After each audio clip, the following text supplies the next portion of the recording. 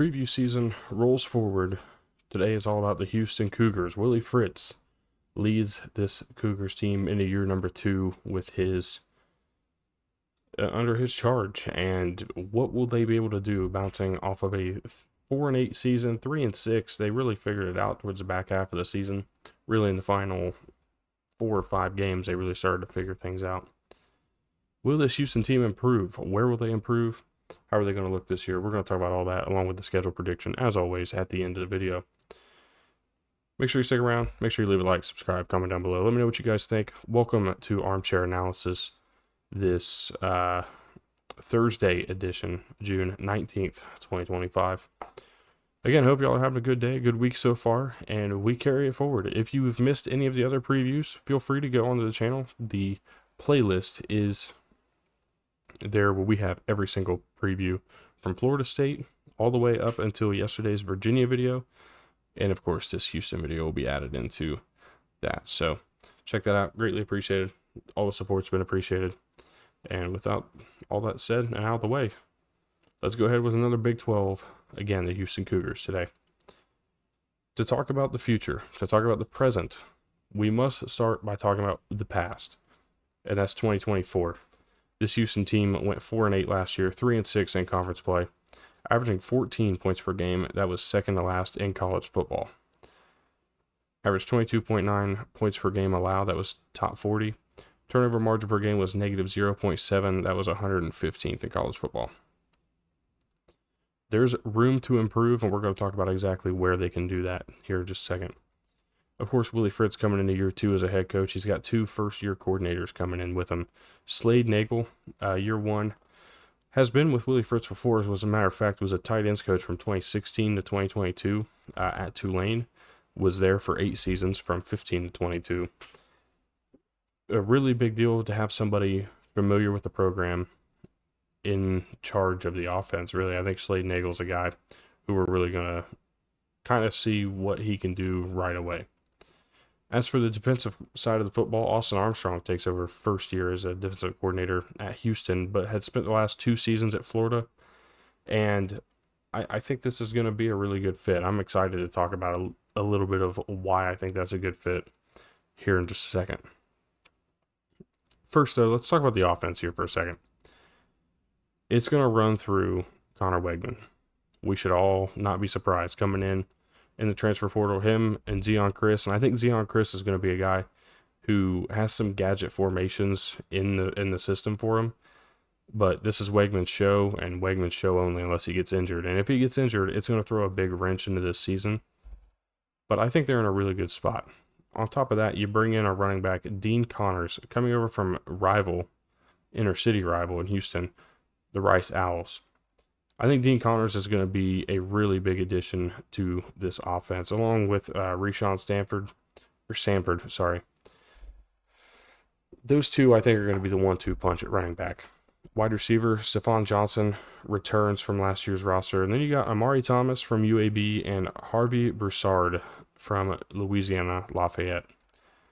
2 guys that I think can make a difference in the passing game. And then at tight end, I think my favorite weapon on this offense, plain and simple, is Luke McGarry of Tulsa. A guy that I think is going to really become maybe Connor Wegman's go-to guy. I think all in all, this offense, though, the biggest thing they were missing last year was taking care of the football, especially in passing situations. This year, I'm expecting a lot of improvement from that. Also expecting a lot of improvement from the offensive line. 4 of 5 starters, or projected starters, are transfers. 3 of those 4 players are from Power 4 schools. The other ones are coming from New Mexico, which obviously sent a lot of guys out in the portal this offseason. And I'm really not downplaying the fact that New Mexico is a group of 5 school, is a school that even really is not known for producing a lot of talent. But the guys that are coming out of there and that got picked up by Power 5 schools are the real deal. And I wholeheartedly believe that. All 5 of these offensive linemen are seniors. They're experienced, and again, 4 of them with a group of 5 experience. 1 of them, again, or 4 of them with Power 5 experience. 1 of them coming from a group of 4 or group of 5. A really good sign, I think. I think we're going to see a lot of improvement. And, we saw it last year. Week in, week out, this team got better, got more competitive, just became outright better. I'm trying to think, and as a matter of fact, I'm going to go ahead and just um, pull up their schedule so I can make sure I'm not talking out of both sides of my mouth here. But they did get the win over TCU, of course. That was a big deal, winning that 30-19. And then they got two straight, a win over Utah and a win over Kansas State, which was the surprise that put them at 4-5. They'll close out at 4-8 because they caught an Arizona team on the road, BYU on the road, which they stayed competitive in. And then they played Baylor, who was also, much like Houston, improving at the end of the year last year. This is not a team in Houston that I think is really going to be taken lightly, especially on the offensive side of the ball. And again, a lot of that came down to when did they take care of the football, when did they not. On the defensive side, 5 of 11 players from last year return. The other 6, of course, are going to be transfers in, and I think they're all going to make their own impact in their own way. But the players that are returning, the one I think we need to really pay attention to is A.J. Halsey, coming over, the leading returning tackler, 74 tackles last season. Had 5 interceptions as well, which is something we'll talk about a little bit more. Brandon Mack is the guy that we're expecting to be in the backfield, but he's a linebacker. I'm not really sure how much we can expect of him, but he had 5 tackles for loss last year, 3 sacks, 2 forced fumbles, and then on top of that, you had 2 guys with over 4 interceptions forced, and I apologize as I'm kind of going back and forth, making sure I get everything right here. Jeremiah Wilson was the other one with 4 interceptions, along with A.J. Halsey with his 5. That was a team. Those were the 2 team leaders. There were 3 others with 1 apiece. As for your forced fumbles leaders, there are 2 guys returning. Again, that's Brandon Mack and Latravion McCutcheon, who's going to be returning as well. Not expected to be a starter, but going to be a really good guy coming off of the bench in big-time situations. This is a team that I think, you look at that, you look at what they did last year, forcing turnovers, and the aggression I think can be turned up another notch because the offense is going to be more competent this year. This is a team that I think if they can replicate that performance, take care of the football, get themselves in a plus in turnover margin, which I think can happen. Willie Fritz teams are known for taking good care of the football. This is going to be one of those teams that I think has a really good rate of improvement. And I would say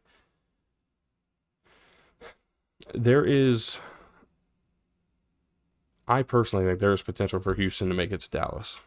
I'm not predicting that. I would not even go as far to predict that because I think that would be outrageous. That would be an outrageous prediction. That would be similar to me last year taking West Virginia with little to no true motive to make the Big 12 championship game or be 10-2. I can't remember. I don't think I picked them in the Big 12 championship game, but I did have them at 10-2. You can't, for the sake of not being a clown, essentially, I can't do that with this Houston team, but I do like them, and I think that there is potential, especially with some of the games they have at home this year. They could really do some damage, and they get a really interesting schedule where they alternate every single week, every single game, home, away, home, away, home, away, home, away. Like every single game alternates back and forth from their first game against Stephen F. Austin all the way through their final game at Baylor. So with all that said, my thoughts on this team, I wrote a long paragraph for this one. This team brought in Connor Wegman to help improve the offense, mainly take better care of the ball.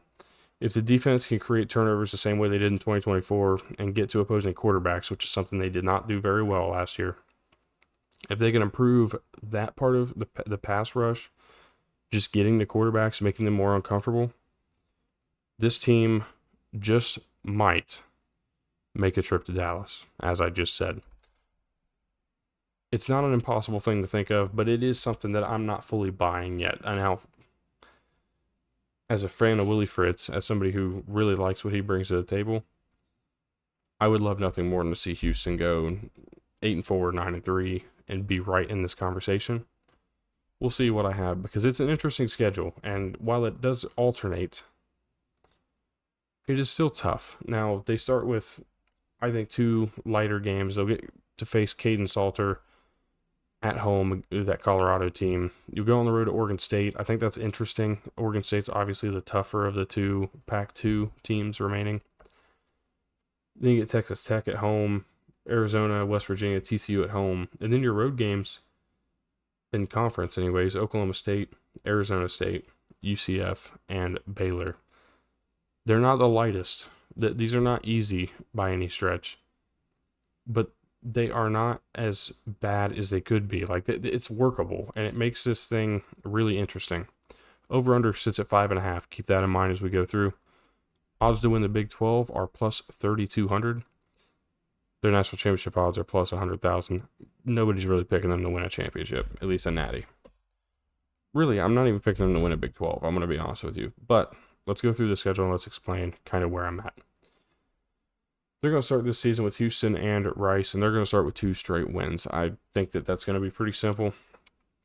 This team is just not far enough off, especially with Rice bringing in a new head coach. They're still going to be figuring themselves out. Not even concerned about an upset. I think they'll be 2-0.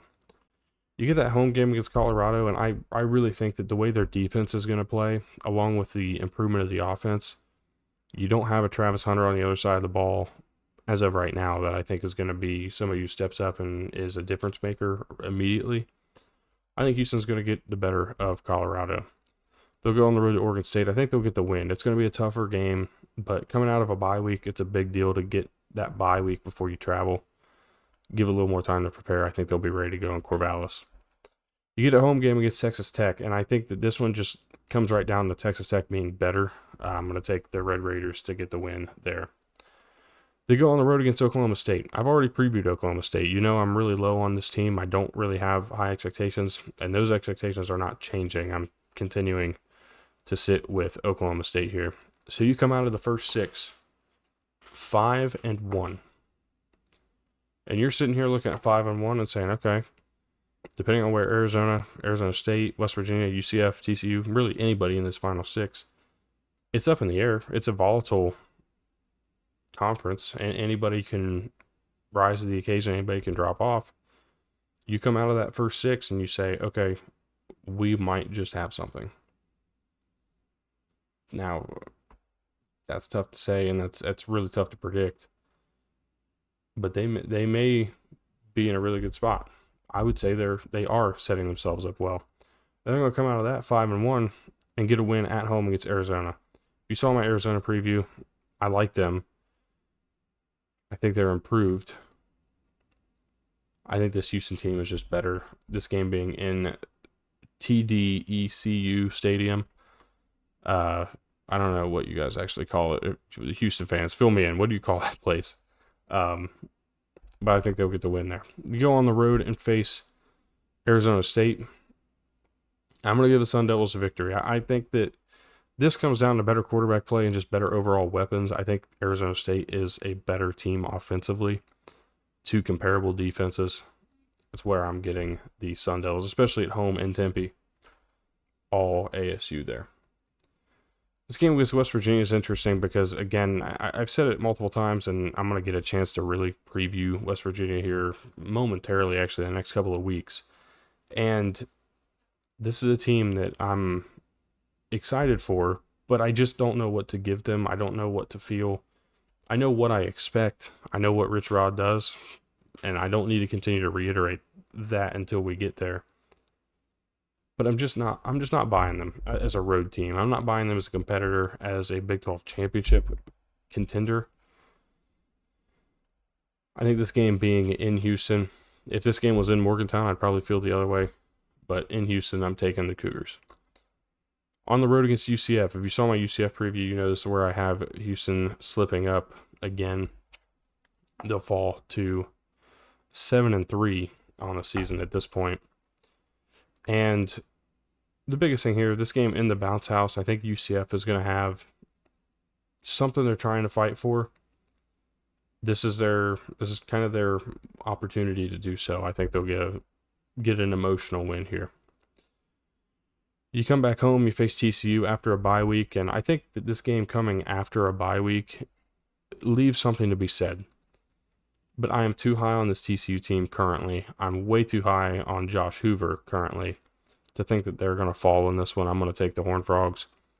Then you close it out on the road against Baylor. You guys have heard me talk way too much about how much I like Baylor, how much I think they're going to succeed, be a really impressive Big 12 competitor this year. I'm taking Baylor to win in Waco. Closing you out at 7-5, 4-5 in conference. Again, I can't stress it enough, is how volatile this conference is, how many things can change week in, week out, matchup opportunities. This Houston team has room for 3 more. I don't think they go better than 10 wins. I certainly doubt they get to 10. I'm not even going to sit here and act like I believe that's going to happen. I see, personally, I think that there's probably 8 on this schedule in any given range. I think there's 8 on this schedule. I think their floor is 5 again, and I don't really see that being the case. I don't see them hitting their floor. As a matter of fact, I think the floor is bowl eligibility, and I think that the over/under sitting at 5.5. I don't know what the odds to hit the over are, but if they're positive, I'm probably hitting them because I'm not confident that this team does so much better than they were last year.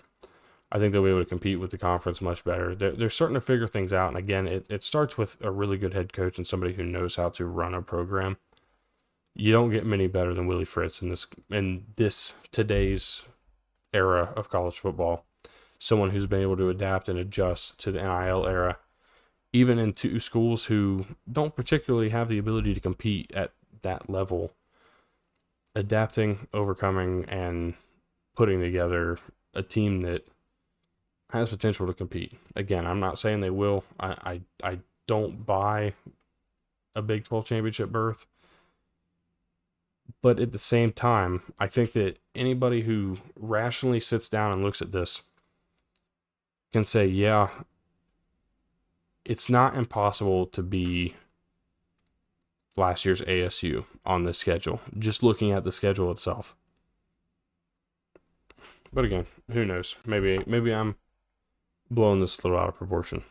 Hard to say. Let me know what you think, though. If you're a Houston fan, of course, make sure you let me know. Let me know who I'm missing out on, who I didn't mention, and maybe give me a reason why they should be considered to go to Houston, go to Dallas. Sorry. If you're not a Houston fan, if you're a Big 12 fan, you just don't buy it, that's okay. Leave a comment down below. Let me know how wrong I'll be. Let me know what you guys predict Houston to be this season. Do you think 7-5's reasonable? Do you think they go under 5.5? Over?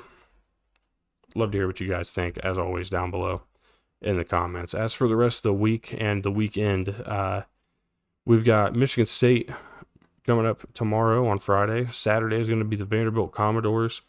And Sunday, it's going to be Bill Belichick's North Carolina Tar Heels. And I'm going to be honest with you, I'm really excited to talk about that one because who wouldn't be excited to talk about Bill Belichick in college football? We'll get to all that over the next few days. I thank you guys again for tuning in. Hope you all have a good rest of your day. If I don't see you through the weekend, hope you enjoy your weekend. Hopefully you do stick around. If you got this far in the video, you probably enjoyed what I was saying, or at least got some information out of it. Feel free to leave a like, subscribe. It's all free. Just helps us out a little bit. It helps these videos get out further and further to more people. We've been doing probably some of the best numbers we've had over the last couple days. And I'm excited to carry that forward. So with all that said, thank you guys, and I'll see you tomorrow with the Michigan State Spartans.